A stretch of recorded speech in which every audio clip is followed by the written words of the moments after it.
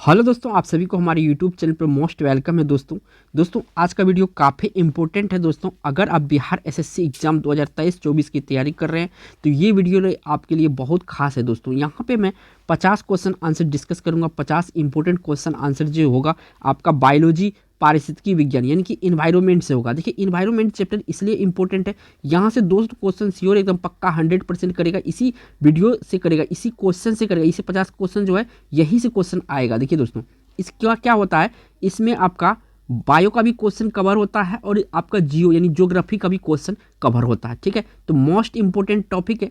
आप अगर चाहते हैं कि यहाँ से आप अपने एग्जाम में 2 नंबर पक्का करना तो ये वीडियो को लास्ट तक जरूर देखिएगा।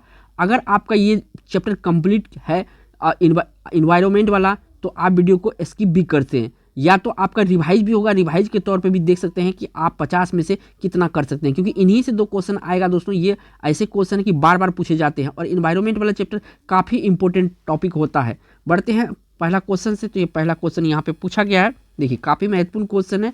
आप सभी अगर प्रैक्टिस सेट दिए होंगे तो मिला हुआ क्वेश्चन, पृथ्वी शिखर सम्मेलन हुआ था, कब हुआ था पृथ्वी शिखर सम्मेलन, यहाँ पे कहाँ पे हुआ था, यहाँ पे पूछा कहाँ पे हुआ था। ठीक है, तो ये हुआ था रियो डी जेनेरियो में। कहाँ पे हुआ था? रियो डी जेनेरियो में पृथ्वी शिखर सम्मेलन, पहला शिखर सम्मेलन जो हुआ था ये रियो डी जेनेरियो में हुआ था। तो इस क्वेश्चन का राइट आंसर यहाँ से बी ऑप्शन सही है। बढ़िएगा अगला क्वेश्चन पर। तो अगला क्वेश्चन ये रहा दोस्तों आपका 2 नंबर का है कि विश्व पर्यावरण दिवस किस दिन मनाया जाता है। बहुत ही इंपॉर्टेंट क्वेश्चन, क्योंकि दिवस वाला भी इसी में आता है। ठीक है ना, विश्व पर्यावरण दिवस जो मनाया जाता है ये मनाया जाता है 5 जून को। कब मनाया जाता है? 5 जून को मनाया जाता है। तो यहाँ से ए ऑप्शन सही है। एक एक क्वेश्चन आपको दोस्तों यहाँ से रट लेना है। ये ऐसे क्वेश्चन है, इन्हीं 50 क्वेश्चन में से आपका 2 क्वेश्चन एग्जाम में किया जाएगा, क्योंकि यहाँ से आपका डे वाला भी जीके कंप्लीट हो रहा है, आपका बायोलॉजी का भी चैप्टर कंप्लीट हो रहा है, आपका जो भूगोल होता है उसका भी चैप्टर कंप्लीट हो रहा है। बढ़ते हैं अगला क्वेश्चन पर। तो अगला क्वेश्चन ये रहा आपका 3 नंबर का। यहाँ से पूछा जा रहा है कि पारिस्थितिकी शब्द को सर्वप्रथम प्रतिपादित करने का श्रेय किसको है। ये जो एनवायरमेंट वर्ड है इसको सबसे पहले किसने प्रतिपादित किया था? तो रीटर ने किया था। किसने किया था? रीटर ने किया था। इसको याद रखिएगा, VVI क्वेश्चन है ये भी। ठीक है, एक एक क्वेश्चन आपको इंपॉर्टेंट है। बढ़ते हैं अगला क्वेश्चन पर। तो अगला क्वेश्चन ये रहा दोस्तों आपका 4था नंबर का क्वेश्चन है। पूछा गया कि पारिस्थितिकी विज्ञान केंद्र कहाँ स्थित है। आ गया ना, काफ़ी महत्वपूर्ण क्वेश्चन है कि पारिस्थितिकी विज्ञान केंद्र जो है कहाँ स्थित है। तो ये स्थित है बेंगलुरु में। बेंगलुरु कहाँ? कर्नाटक में। बी ऑप्शन इस क्वेश्चन का राइट आंसर हो जाएगा। देखिए दोस्तों 2 नंबर आपको पक्का चाहिए तो वीडियो को लास्ट तक जरूर देखिएगा। बढ़ते हैं अगला क्वेश्चन पर। तो अगला क्वेश्चन ये रहा आपका। इसमें पूछा गया है कि पारिस्थितिकी निम्नलिखित में के बीच पारस्परिक संबंधन का अध्ययन है। जो पारिस्थितिकी निम्नलिखित में से बीच पारस्परिक संबंधों का अध्ययन है, किनका बीच का अध्ययन है ये पूछा गया है। तो ये दोस्तों आपका जीव और वातावरण के बीच अध्ययन क्या है? जीव और वातावरण के बीच अध्ययन है। तो इस क्वेश्चन का राइट आंसर यहाँ से सी ऑप्शन सही है। 6 नंबर का यहाँ पे क्वेश्चन है दोस्तों। इसमें पूछा गया कि निम्न में से कौन आहार श्रृंखला का निर्माण करते हैं। तो आहार श्रृंखला का निर्माण देखिए इनमें से ऑप्शन देखना पड़ेगा देखिए करके। ठीक है, देखिए बकरी घास वाला तो है नहीं, घास गेहूं ये भी नहीं, बकरी घास बकरी तथा मानव। ठीक है ना, ये देखिए आहार श्रृंखला तब बनता है जब एक दूसरे के ऊपर आश्रित होता है। ठीक है, जैसे घास बकरी चरती है और बकरी जब बकरी का खाता है या बकरी का जो जो कोई भी मटेरियल होता है यूज कौन करता है, चाहे बकरी का दूध हो या बकरी का मांस हो, तो ये मानव करता है। तो ये आहार श्रृंखला का ये निर्माण करता है। तो डी ऑप्शन यहाँ पे सही है। बढ़ते हैं अगला क्वेश्चन पर। तो अगला क्वेश्चन ये रहा आपका 7 नंबर का। यहाँ से पूछा गया है कि स्वपारिस्थितिकी का अभिप्राय है। स्वपारिस्थितिकी यानी कि अभिप्राय क्या है? तो स्वपारिस्थितिकी का अभिप्राय है व्यक्तिगत जीवधारी का पारिस्थितिक अध्ययन। क्या होता है? स्वपारिस्थितिकी का अर्थ है व्यक्तिगत जीवधारियों का पारिस्थितिकी अध्ययन जो होता है क्या कहलाता है? पारिस्थितिकी यानी कि स्वपारिस्थितिकी कहलाता है। डी ऑप्शन यहाँ पे सही है। काफ़ी महत्वपूर्ण क्वेश्चन है दोस्तों बिहार एसएससी का, आपको वीडियो को लास्ट तक देखना है। अगला क्वेश्चन पर यहाँ पे देखिए दोस्तों 8 नंबर का। यहाँ पे पूछा गया खाद्य श्रृंखला यानी फूड चेन में मानव है। तो फूड चेन में क्या होता है? मानव कौन सा भाग इसका रोल होता है? तो ये प्राथमिक तथा द्वितीयक उपभोक्ता दोनों होता है। जब ये प्राथमिक उपभोक्ता, जब ये कोई शाकाहारी प्रोडक्ट जो खाना यूज करता है तो ये प्राथमिक हो जाता है, लेकिन जब किसी का मांस किसी चीज़ खाता है तो द्वितीयक उपभोक्ता हो जाता है। तो इस क्वेश्चन का राइट आंसर यहाँ से बी ऑप्शन 8 का सही है। बढ़िएगा अगला क्वेश्चन पर। तो अगला क्वेश्चन ये रहा मेरे प्यारे दोस्तों। यहाँ से पूछा गया है कि पारिस्थितिक तंत्र यानी इकोसिस्टम शब्दावली किसने प्रस्तुत किया। यहाँ पे इकोसिस्टम का पूछ रहा है। तो इकोसिस्टम शब्द का जो प्रस्तुत किया गया था ये किया गया था दोस्तों किसके द्वारा? टेंसले के द्वारा। किसके द्वारा? टेंसले के द्वारा, ठीक है, याद रखिएगा टेंसले के द्वारा। बी ऑप्शन यहाँ पे करेक्ट है। बढ़िएगा अगला क्वेश्चन पर। तो अगला क्वेश्चन ये रहा आपका 10 नंबर का। यहाँ से पूछा जा रहा है आपसे कि निम्नलिखित में से कौन पारिस्थितिकी तंत्र के विषय में सही नहीं है। तो पहले जो सही है उनको छांट लीजिए। यह एक बंद तंत्र होता नहीं, गलत है, खुला होता है। यह प्राकृतिक संसाधन तंत्र होता है, बिल्कुल सही है। यह अजैविक एवं जैविक दोनों संगठनों का युक्त होता है, बिल्कुल सही है। इसकी अपनी स्वयं की उत्पादकता होती है, बिल्कुल सही है। तीनों सही है, बी और सी और डी। जो हमको आंसर चाहिए ए ऑप्शन है, क्योंकि जो पारितंत्र पारिस्थितिक तंत्र होता है वो बंद होता है। क्या होता है? बंद होता है, इस तरह से, ठीक है ना। ए ऑप्शन क्वेश्चन का राइट आंसर हो। काफ़ी इंपॉर्टेंट क्वेश्चन है, थोड़ा लॉजिकल टाइप का क्वेश्चन है ये। बढ़ते हैं अगला क्वेश्चन पर। तो अगला क्वेश्चन ये रहा 11 नंबर का। यहाँ से पूछा गया है दोस्तों आपसे कि निम्नलिखित में से कौन सा एक पारितंत्र शब्द का सर्वोत्कृष्ट वर्णन है। तो इसमें सर्वोत्कृष्ट वर्णन जो है वो आपको छांटना है। तो यहाँ पे अगर ऑप्शन को ध्यान से पढ़ेंगे तो जीवों का समुदाय और साथ ही वह पर्यावरण जिसमें वह रहते हैं, तो ये क्या है? पारितंत्र का सही ये परिभाषा देता है। तो इस क्वेश्चन का राइट आंसर ए ऑप्शन है, ठीक है। काफ़ी सूटेबल आंसर है ये। बढ़ते हैं अगला क्वेश्चन पर। तो अगला क्वेश्चन ये रहा आपका 12 नंबर का। इसमें देखिए पूछा गया है कि निम्नलिखित में से कौन सी हरित गृह गैस नहीं है। तो हरित गृह गैस कौन सा इसमें नहीं है? तो यहाँ देखिए नाइट्रस ऑक्साइड है, कार्बन डाइऑक्साइड है, मीथेन तो है ही है। यहाँ पे जो नाइट्रोजन ऑप्शन है, नाइट्रोजन ये हरित गृह गैस में नहीं आता है, तो बी ऑप्शन सही है। याद रखिएगा नाइट्रोजन, ठीक है। ये तीनों आता है, इनको बारे में अगर याद रख लिए तो आपका एग्जाम में काम आसान हो जाएगा। एक तो नाइट्रस ऑक्साइड, एक कार्बन डाइऑक्साइड और एक मीथेन, ठीक है। ये तीनों के बारे में याद रखना, तभी जाके आपका ऑप्शन वहाँ पे सिलेक्ट हो पाएगा सही से। बढ़ते हैं अगला क्वेश्चन पर। तो अगला क्वेश्चन ये रहा आपका 13 नंबर का, और ये काफ़ी इंपॉर्टेंट टॉपिक है दोस्तों। बिहार एसएससी के लिए 2023-24 वाला जो एग्जाम होगा, पारिस्थितिकी तंत्र की दो घटक कौन से हैं? काफ़ी इंपॉर्टेंट है। पारिस्थितिकी तंत्र के यानी इन्वायरमेंट के दो मुख्य घटक कौन कौन से हैं?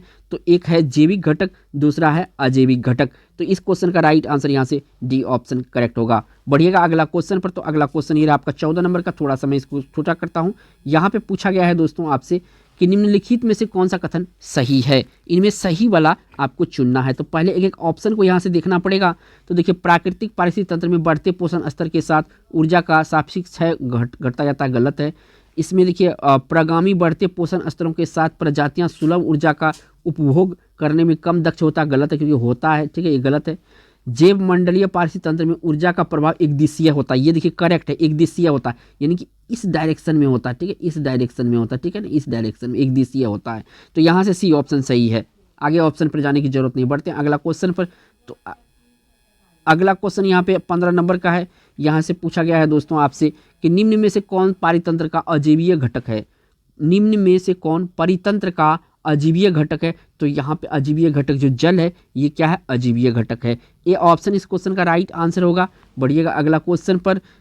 अगला क्वेश्चन ये रहा दोस्तों आपका 16 नंबर का। यहाँ से पूछा जा रहा है आपसे कि निम्नलिखित में से किस देश में विश्व के तापमानों पर आंकड़े इकट्ठा करने के लिए वैश्विक वायुमंडल चौकसी स्टेशन स्थापित नहीं किया गया है।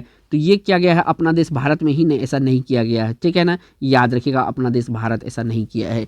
बढ़ते हैं अगला क्वेश्चन पर। तो अगला क्वेश्चन ये रहा आपका 27 नंबर का। 17 नंबर का। यहाँ से पूछा गया है कि पारिस्थितिक तंत्र में ऊर्जा का प्रभाव के बारे में निम्न में से कौन सा श्रृंखला सही है। तो यहाँ पे ऊर्जा का प्रभाव एक दिशीय होना चाहिए। तो देख लीजिए किसमें एक दिशीय है।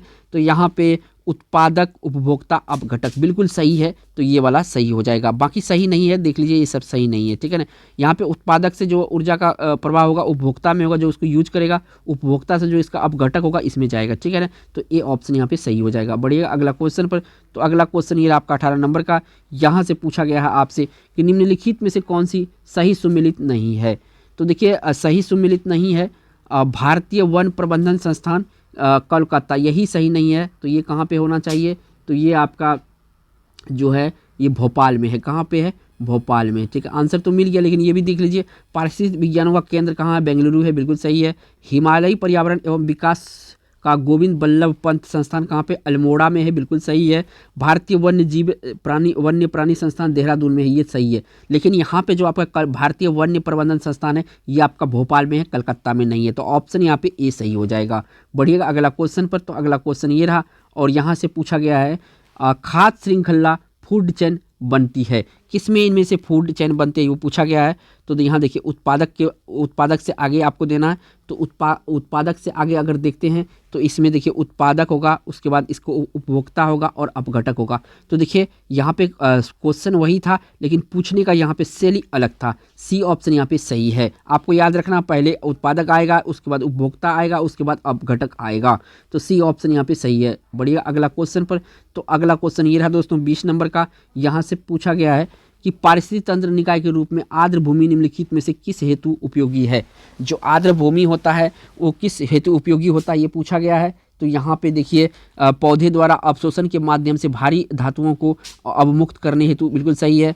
तलछट रोक नदियों का गादीकरण कम करने के, बिल्कुल सही है। पोषण पुनर्प्राप्ति एवं चक्रण हेतु, बिल्कुल सही है। इसके बाद उपयुक्त यहाँ पे आ रहा है, सभी सही है। डी ऑप्शन यहाँ पे सही है क्योंकि सारे सही है। बढ़ते हैं अगला क्वेश्चन पर। तो अगला क्वेश्चन ये रहा आपका 21 नंबर का। यहाँ से पूछा जा रहा है आपका किस श्रृंखला में प्राथमिक उपभोक्ता होता है।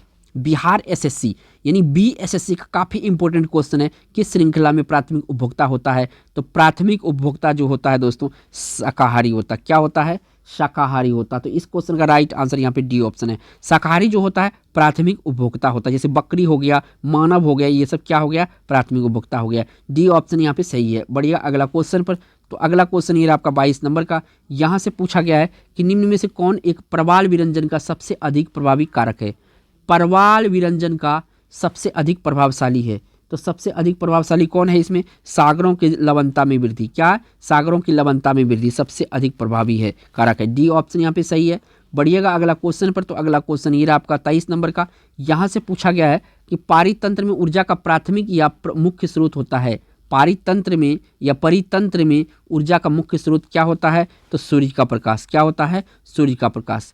इन्वायरमेंट में इसका मेन रोल होता है, ठीक है। सी ऑप्शन यहाँ पे सही है। बढ़ते हैं अगला क्वेश्चन पर। तो अगला क्वेश्चन ये रहा आपका 24 नंबर का। यहाँ से पूछा गया है कि एक मनुष्य के जीवन को पूर्ण रूप से धारणीय करने के लिए आवश्यक न्यूनतम भूमि को क्या कहते हैं। एक मनुष्य के जीवन को पूर्ण रूप से धारणीय करने के लिए आवश्यक न्यूनतम भूमि को क्या कहते हैं। तो उस न्यूनतम भूमि को कहते हैं पारिस्थितिकी पदछाप। क्या कहा जाता है? पारिस्थितिकी पदछाप कहा जाता है। डी ऑप्शन यहाँ पे सही हो जाएगा। बढ़ते हैं अगला क्वेश्चन पर। तो अगला क्वेश्चन ये रहा दोस्तों, यहाँ से पूछा गया है किसी पारितंत्र में सबसे बड़ा संख्या होती है। काफ़ी इंपॉर्टेंट है बिहार एसएससी के हिसाब से दोस्तों ये क्वेश्चन, ठीक है। 2 क्वेश्चन यहीं से आएगा। तो किसी पारितंत्र में सबसे बड़ी संख्या का जो होती है ये किसका होता है? तो ये होता है अपघटक, सॉरी यहाँ पे हाँ, 1 मिनट। प्राथमिक उपभोक्ता, इसमें से प्राथमिक उपभोक्ता नहीं, प्राथमिक उत्पादकों की क्या होती है? किसी परितंत्र में सबसे बड़ी संख्या किसका होता है? तो ये होता है प्राथमिक उत्पादकों की। सी ऑप्शन यहाँ पे सही है। बढ़िएगा अगला क्वेश्चन पर। तो अगला क्वेश्चन ये रहा 26 नंबर का। यहाँ से पूछा गया है कि 2 भिन्न समुदायों के बीच का संक्रांति क्षेत्र कहलाता है। 2 भिन्न समुदायों के बीच का संक्रांति क्षेत्र कहलाता है। क्या कहलाता है? तो ये कहलाता है इकोटोन। क्या कहलाता है? इकोटोन। VVI क्वेश्चन मार्क कर लिए, ये क्वेश्चन एग्जाम में 100% आएगा। बढ़ते हैं अगला क्वेश्चन पर। तो अगला क्वेश्चन ये रहा आपका 27 नंबर का। यहाँ से पूछा गया है कि वायु एवं जल की क्रिया द्वारा भूमि का कटाव कहलाता है। वायु एवं जल की क्रिया द्वारा भूमि का कटाव कहलाता है। तो ये कहलाता है अपर्दन। क्या कहलाता है? अपर्दन। यानी कि जब बाढ़ आ जाता है वहाँ पे कटाव होता है, या कोई पवन बहुत तेज आंधी चल रहा है तो वहाँ पे जो मिट्टी कटता है तो उसको अपर्दन कहा जाता है। सी ऑप्शन यहाँ पे सही। काफ़ी सिंपल क्वेश्चन था। बढ़ते हैं अगला क्वेश्चन पर। तो अगला क्वेश्चन ये रहा दोस्तों आपका 28 नंबर का कि धारणीय विकास जिनके उपयोग के संदर्भ में अंतरपीढ़ीगत संवेदनशील विषय है। धारणीय विकास जिनके उपयोग के संदर्भ में अंतरपीढ़ीगत संवेदनशीलता विषय है। तो इसमें कौन सा संवेदनशील विषय होगा? तो यहाँ पे जो प्राकृतिक संसाधन है ये संवेदनशील विषय है। सी ऑप्शन सही है। बढ़िएगा अगला क्वेश्चन पर। तो अगला क्वेश्चन ये रहा आपका 29 नंबर का। यहाँ पे पूछा गया मृदा अपरदन रोका जा सकता है। तो मृदा अपरदन जो है वनों का उगाने द्वारा रोका जा सकता है, ठीक है, वनों को उगाने से, ठीक है। ये ऑप्शन यहाँ पे सही हो जाएगा। बढ़ते हैं अगला क्वेश्चन पर। तो अगला क्वेश्चन ये रहा आपका और ये 30 नंबर का क्वेश्चन है। यहाँ पे पूछा गया कि भारत में धारणीय विकास के दृष्टिकोण से विद्युत उत्पादक का सबसे अधिक स्रोत कौन सा है। भारत में धारणीय विकास के दृष्टिकोण से विद्युत उत्पादक का सबसे अच्छा स्रोत कौन सा भारत में। तो जल विद्युत जो है भारत में काफ़ी प्रभावी होगा दोस्तों, और किसके हिसाब से? जो है पर्यावरण के हिसाब से। तो इस क्वेश्चन का ए ऑप्शन सही है। बढ़िया अगला क्वेश्चन पर। तो अगला क्वेश्चन ये रहा आपका 31 नंबर का। यहाँ से पूछा गया है दोस्तों कि बाढ़ को रोका जा सकता है। तो बाढ़ को जो रोका जा सकता है, नदियों पर बांध बनाकर इस पर वृक्ष अगर लगा देते हैं तो यहाँ से क्या होगा, जो है बाढ़ को रोका जा सकता है। बी ऑप्शन यहाँ पे सही हो जाएगा। काफ़ी इंपॉर्टेंट क्वेश्चन है। बढ़ते हैं अगला क्वेश्चन पर। तो अगला क्वेश्चन ये रहा आपका 32 नंबर का। यहाँ से पूछा गया कि मैंग्रोव वनों पर वैश्विक तापमान का क्या प्रभाव है। यहाँ पे वैश्विक होना चाहिए, ठीक है ना, तो कर लीजिएगा करेक्शन आप। मैंग्रोव वनों पर वैश्विक तापमान का क्या प्रभाव पड़ता है। तो देखिए मैंग्रोव के विशाल क्षेत्र जलमग्न हो जाएगा, ये भी बिल्कुल सही है। वे अधिक कार्बन सिंक्स के रूप में उनकी भूमिका अधिक महत्वपूर्ण हो जाएगी। तो ये दोनों सही है। 32 का क्या है, ये दोनों सही नहीं, ये वाला सही नहीं है। आपका ए ऑप्शन यहाँ पे सही हो जाएगा, क्योंकि ठीक है मैंग्रोव के विशाल क्षेत्र क्या होगा, जलमग्न हो जाएगा, ठीक है, वैश्विक तापमान बढ़ने पर। ए ऑप्शन यहाँ पे सही है। बढ़ते हैं अगला क्वेश्चन पर। तो अगला क्वेश्चन ये रहा आपका 33 नंबर का। यहाँ से पूछा गया है कि मुख्यतः मैंग्रोव वाली ज्वारीय वन कहाँ पाया जाता है। तो मुख्यतः मैंग्रोव ज्वारीय वन जो है सुंदरवन डेल्टा, जो कि आपका भारत में ही पड़ता है और कुछ बंगाल का क्षेत्र में ही पड़ता है, बांग्लादेश में। तो ए ऑप्शन यहाँ पे सही हो जाएगा। बढ़ते हैं अगला क्वेश्चन पर। तो अगला क्वेश्चन ये आपका 34 नंबर का। यहाँ से पूछा गया कि पर्यावरण आयोजन के साथ मूलतः संबंधित संगठन है। इसके साथ कौन सा संगठन जो है पर्यावरण आयोजन के साथ संगठित है। तो ये संगठन है दोस्तों आपका कौन सा, NEERI। कौन सा, NEERI, ठीक है, national environment engineering research institute, ठीक है। डी ऑप्शन यहाँ पे सही हो जाएगा। बढ़ते हैं अगला क्वेश्चन पर। तो अगला क्वेश्चन ये आपका 35 नंबर का। यहाँ से पूछा गया कि मैंग्रोव वनस्पति का मुख्य घटक है। तो मैंग्रोव वनस्पति का जो मुख्य घटक है ये है आपका राइजोफोरा। कौन सा घटक है, राइजोफोरा इसका मुख्य घटक है। सी ऑप्शन यहाँ पे सही हो जाएगा। बढ़िएगा अगला क्वेश्चन पर। तो बिहार एसएससी का काफ़ी महत्वपूर्ण क्वेश्चन देख रहे हैं दोस्तों आप लोग। तो ये देखिए 36 नंबर का क्वेश्चन आ चुका है कि चारण आहार श्रृंखला के आधार पर तल में जीव होता है। चारण आहार श्रृंखला के आधार तल में जीव होता है। तो कौन सा इसमें जीव होता है, चारण जो आहार श्रृंखला होता है सो आधार, यानी कि आधार जो होता है इसे आधार, तो उस पर कौन सा जीव होगा। तो उस पर जो जीव होगा वो होगा आपका उत्पादक। कौन सा, उत्पादक होता है। जैसे घास वगैरह होता है ना, घास वगैरह ये क्या होता है, पेड़ पौधा उत्पादक होता है, ठीक है। सी ऑप्शन यहाँ पे सही है। बढ़िएगा अगला क्वेश्चन पर। तो अगला क्वेश्चन ये रहा 37 नंबर का। यहाँ से पूछा गया समुद्र के किनारे वनस्पति कहलाती है। जो समुद्र के किनारे वनस्पति उगता है, यानी कि पेड़ पौधे उगता है, उसे क्या कहते हैं। तो उसे कहते हैं लवणोभिद वनस्पति। क्या कहा जाता है, लवणोभिद वनस्पति कहा जाता है। सी ऑप्शन यहाँ पे सही हो जाएगा। बढ़ते हैं अगला क्वेश्चन पर। आप देख रहे हैं बिहार एसएससी का मोस्ट इंपोर्टेंट बायोलॉजी का 50 क्वेश्चन दोस्तों, तो बने रहिएगा वीडियो में। अगला क्वेश्चन 38 नंबर का है। पूछा गया कि अत्यधिक वनोन्मूलन का सबसे अधिक खतरनाक प्रभाव है।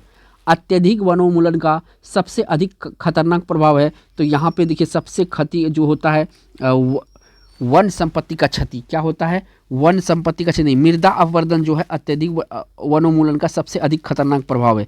जब वन की कटाई होगा तो क्या होगा, मृदा अपवर्तन, मिट्टी का कटाव होगा। डी ऑप्शन यहाँ पे सही हो जाएगा। बढ़िया अगला क्वेश्चन पर दोस्तों। आप जो देख रहे हैं दोस्तों इस वीडियो काफ़ी इंपॉर्टेंट है। तो यहाँ पे 39 में पूछा गया कि न्यूनीकृत पत्तियाँ और धसे हुए रंध्र के प्रमुख लक्षण है। न्यूनीकृत पत्तियाँ और धसे हुए रंध्र के प्रमुख लक्षण है। तो ये जो कहाँ का लक्षण है, तो ये कहाँ का पौधे का लक्षण है, ये लक्षण है शुष्कोभिद पौधे का। कहाँ का, शुष्कोभिद पौधे का, यानी कि बी ऑप्शन इस क्वेश्चन का राइट आंसर होगा।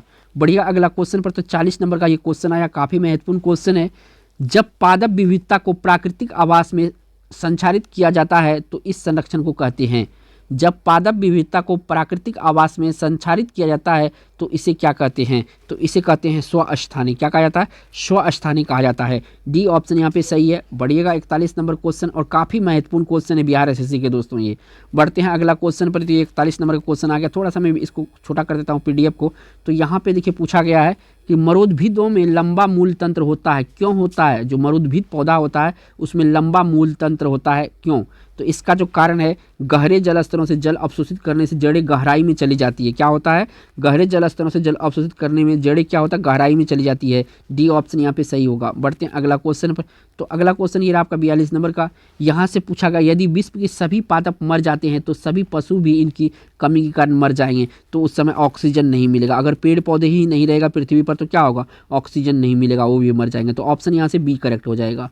बढ़ते हैं अगला क्वेश्चन पर। तो अगला क्वेश्चन देखने से पहले दोस्तों आप लोगों से नम्र निवेदन है कि इस चैनल पे पहली बार आए हैं तो चैनल को प्लीज़ सब्सक्राइब कर लीजिएगा इस तरह के वीडियो देखने के लिए। यहाँ पे 43 नंबर में पूछा गया यदि संसार के पौधे मर जाए तो किसकी कमी के कारण सभी जंतु मर जाएंगे। तो ऑक्सीजन की कमी से। किसकी कमी से, ऑक्सीजन की कमी से। सी ऑप्शन यहाँ पे सही है।